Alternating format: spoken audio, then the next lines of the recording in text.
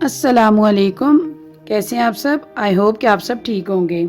आज की जो मेरी वीडियो का टॉपिक है वो है financial arithmetic real life problem involving compound proportion.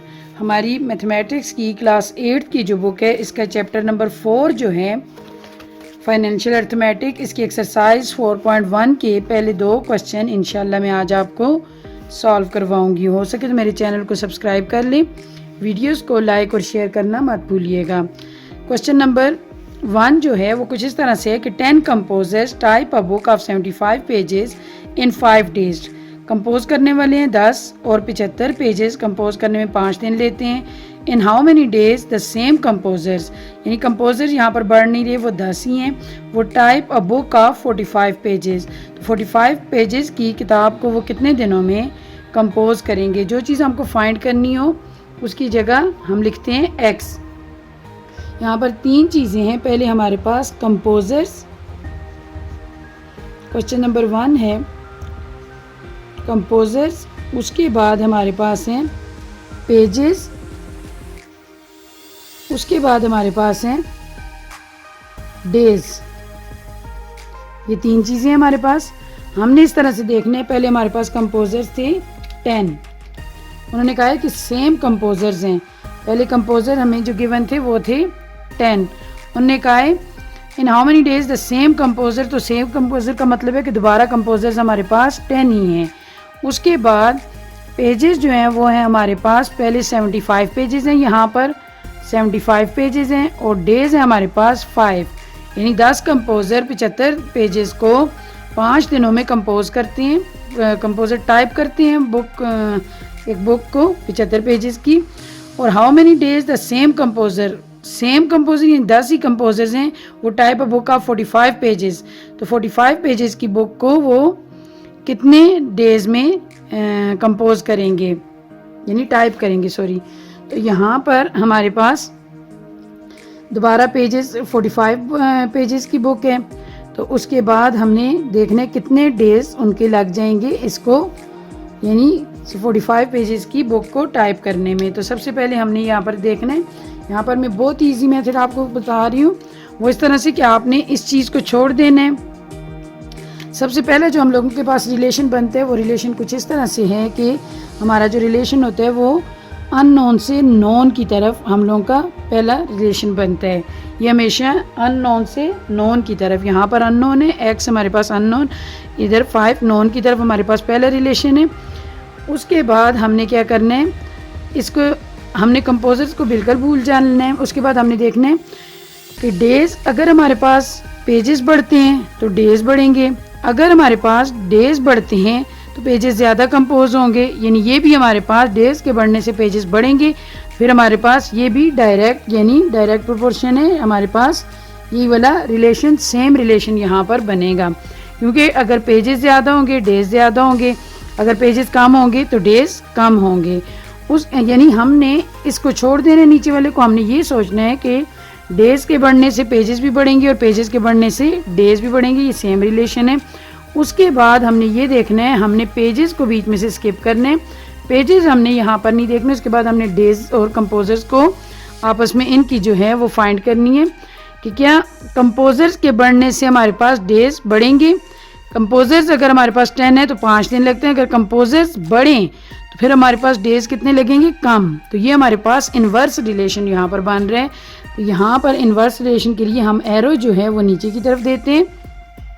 अब जिस तरह से हमने एरो दिए हैं उसी तरतीब से हम लोगों ने इसको सॉल्व कर लेना है। सबसे पहले ये 5/x है, यानी हमने एरो इस तरह लिए, तो x हम पहले लिखेंगे, x/5 इज इक्वल टू, अब ये एरो देखें 45 से ऊपर की तरफ है, तो यहाँ पर हम लिखेंगे 45/75। उसके बाद यहाँ पर ये सेम है, अगर सेम हो तो कट जाते हैं, लेकिन फिर भी हम लोग समझने के लिए यहाँ पर इस तरह से लिखते हैं कि ये 10/10, यानी हमने इसका रेशो जो थी इन्वर्स प्रोपोर्शन के तौर पर लिए, तो इस तरह से। उसके बाद हमने करना क्या है कि हमने x की वैल्यू यहाँ पर फाइंड आउट करनी है। x की वैल्यू फाइंड आउट करने के लिए हमने अगले स्टेप में इस तरह से करना है कि x के साथ जो नंबर मल्टीप्लाई हो रहा है उसको डिवाइड कर देना है, जो डिवाइड हो रहा हो उसको मल्टीप्लाई कर देना है। तो यहाँ पर 5 डिवाइड हो रहा है, इसको हम इधर भी मल्टीप्लाई करेंगे और इक्वलिटी की दूसरी साइड पे भी मल्टीप्लाई कर देंगे। उसके बाद हमने क्या करना है, ये वाला 5 तो हो जाएगा 5 से क्रॉस, तो यहाँ पर 10 से क्रॉस हो जाएगा। उसके बाद हमने इस तरह देखना है 5 1 ज़र 5, अगर इधर इसके नीचे कुछ नहीं है तो हम वैसे लिख लेते हैं कि हमें पता हो कि 5 जो है ये ऊपर है, नोमिनेटर है। तो यहाँ पर 5 1 ज़र 5, 5 1 ज़र 5 और 5 5 ज़र 25। अब उसके बाद ये दोबारा से 15 और 45 काट रहे हैं, 15 1 ज़र 15 और 15 3 ज़र 45। इस साइड पे हमारे पास x इज इक्वल टू 3, तो हमारा जो आंसर यहाँ पर आएगा वो आएगा 3 डेज। और ये हमारे पास बुक का आंसर भी है। मुझे उम्मीद है कि आपको ये अच्छे से समझ आ चुका होगा। चलते हैं अपने अगले क्वेश्चन की तरफ, जो हमारे पास सेकंड क्वेश्चन है वो देखें। इसमें सेकंड जो क्वेश्चन है वो है wheat costing ₹480 is needed for 8 members for 20 days, यानी 480 रुपये की गंदम जो है वो ज़रूरत है 8 मेंबर्स के लिए 20 दिनों के लिए। अब जो चीज़ हमें यहाँ पर उसने फाइंड करने का कहा उसे अमाउंट पे रखेंगे। What is the cost of wheat required for 12 members for 15 days. Members भी हमारे पास 2 दफ़े हैं, डेज भी हमारे पास 2 दफ़े हैं, तो हमारे पास हमने कॉस्ट जो है वो फाइंड करनी है। कॉस्ट को अमाउंट पे रखेंगे। इसी तरह से हम लिखेंगे, पहले हम लोग यहाँ पर लिख लेंगे क्वेश्चन नंबर 2 है ये, यहाँ पर लिख लेंगे मेंबर्स। मेंबर्स के बाद हमारे पास आगे डेज, उसके बाद आगे कॉस्ट। देखिए हमारे पास पहले मेंबर थे, मेंबर्स 8 मेंबर्स थे, यहाँ पर हम लिख लेते हैं 8। तो इधर मेंबर्स हमारे पास हैं 8 मेंबर्स हैं। यहाँ पर 8 मेंबर्स फॉर 20 डेज, तो 8 मेंबर्स के लिए 20 डेज के लिए अगर हमें गंदम चाहिए तो वो कितनी है 480, यानी वो कितने रुपए की है 480 की, हम इधर 480 लिख लेंगे। उसके बाद अब हमारे पास मेंबर्स जो हैं वो हैं 12 मेंबर्स 15 डेज, यहाँ पर 12 मेंबर्स और डेज हो गए हैं 15, और हमारे पास कॉस्ट कितनी है ये हमने फाइंड करनी है। तो उसी मेथड से जिस तरह मैंने आपको पहले बताया है कि आप देख लें, सबसे पहले हम इस मेंबर को ये वाला छोड़ देते हैं, हम इन दोनों का आपस में देख लेते हैं कि क्या इसमें डायरेक्ट प्रोपोर्शन है, डायरेक्ट है या इन्वर्स। तो उसके बाद पहले तो हमने सबसे पहले स्टेप में तो हम लोग अननोन से नोन की तरफ रिलेशन बनाते हैं, ये अननोन है, नोन की तरफ रिलेशन इसका बनेगा। उसके बाद अगर डेज ज़्यादा होंगे, हम ये चीज़ जो है इसको बिल्कुल छोड़ देते हैं। हमने ये देखना है कि अगर दिन ज़्यादा बढ़ेंगे तो हमें ज़्यादा चीज़ ज़रूरत होगी, ज़्यादा कॉस्ट पड़ेगी हमें, और कॉस्ट ज़्यादा होगी तो डेज भी ज़्यादा गुजर जाएंगे। यानी इसमें जो है ये हमारे पास सेम ही रिलेशन बन रहा है। तो ये है एक चीज़ के बढ़ने से दूसरी चीज़ भी बढ़ रही है, तो ये हमारे पास डायरेक्ट। उसके बाद हमने ये देखना है, इसको हम छोड़ देना हमने कॉस्ट, यानी ये चीज़ें भी छोड़ दें, आप नीचे वाले बिल्कुल ना देखें। उसके बाद कॉस्ट और मेंबर्स, अगर मेंबर्स बढ़ेंगे तो कीमत ज़्यादा होगी, अगर मेंबर्स कम होंगे तो कीमत कम होगी। यानी इसके बढ़ने से ये चीज़ बढ़ रही है, इसके कम होने से इसकी ये चीज़ कम हो रही है, तो ये भी है डायरेक्ट। एक चीज़ के बढ़ने से दूसरी चीज़ कम हो रही हो, फिर होता है इनवर्स। तो ये एक चीज़ के बढ़ने से मेंबर्स अगर बढ़ेंगे तो कॉस्ट भी बढ़ेगी, ये भी सेम रिलेशन आ रहा है। तो ये सारा जो है ये डायरेक्ट प्रोपोर्शन हमारे पास यहाँ पर डायरेक्ट रिलेशन बना रही है।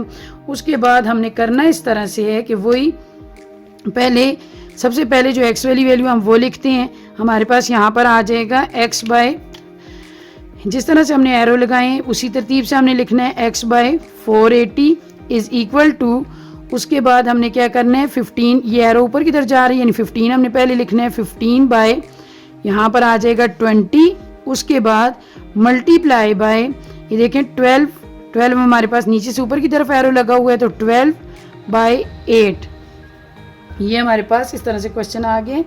उसके बाद हमने करना ये है कि जो चीज़ x के नीचे डिवाइड हो रही है उसे दोनों साइडों पे मल्टीप्लाई कर देते हैं कि वो, ताकि हम x को एलिमिनेट, x को अलग कर सकें। तो ये आ गया 15 बाय 20 मल्टीप्लाई बाय 12 बाय 8, सेम उसी तरह एज इट नीचे उतारा। उसके बाद इधर हमने 480 मल्टीप्लाई किया, तो हम इस साइड पे भी 480 को मल्टीप्लाई कर लेंगे। ये मैं 2 क्वेश्चन आपको करवा रही हूँ। अगर बाकी क्वेश्चन में कोई इश्यू हो तो काइंडली मुझे ज़रूर बताइएगा, वो भी इसी मेथड से सॉल्व होंगे। अगर हो सके तो मेरे चैनल को ज़रूर सब्सक्राइब कर लें, वीडियोस को पूरी देखा करें। आपकी पूरी देखने की वजह से हमें व्यूज़ मिलते हैं, हमारे चैनल जो होता है उसे प्रमोट किया जाता है। तो यहाँ पर सिर्फ x बच जाएगा। उसके बाद यहाँ पर 8 और 480 कटते हैं, 8 6 आर 48, 8 6 जार 48, ये रह गया, यहाँ पर 0 इसी तरह से आ जाएगा। उसके बाद हम इन दोनों को भी काट सकते हैं। 15 यहाँ पर 5 3 जार 15 और 5 4 जार 20, इन दोनों की हमने कटिंग कर ली। उसके बाद 4 1 जार 4 और 4 3 जार 12, नीचे हमारे पास कुछ भी नहीं बचा। अब यहाँ पर ये 3 3 जार 9 9 60 जार 3 3 और ये 60, 3 मल्टीप्लाई बाई 3 9 9 को हम 60 से मल्टीप्लाई करेंगे। 9 0 जार 0 9 6 जार 54, ये हमारे पास आ गए 540।